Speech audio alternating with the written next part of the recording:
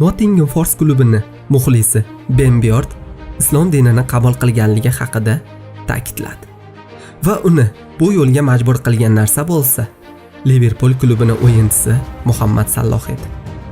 Men islom dinini yoqtirmas edim va dinni qabul qilganimcha shu yo'llarni bosib o'tdim.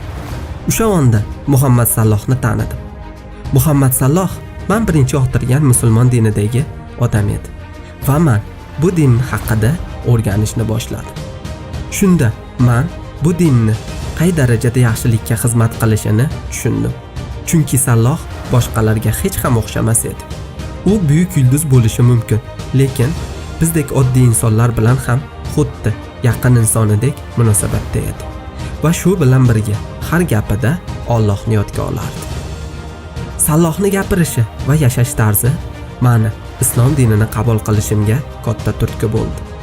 Endi meni yuragim sokinlashdi va o'zimni ancha yengil his etdim, deb so'zlarini yakunladi Ben Biyort. Do'stlar, bizni dinimizni ana shunday yo'yilishi uchun o'z hissasini qo'shayotgan insonlarga ta'zimda ekanligimni ta'kidlagan holda bugungi dasturimizni yakunlayman.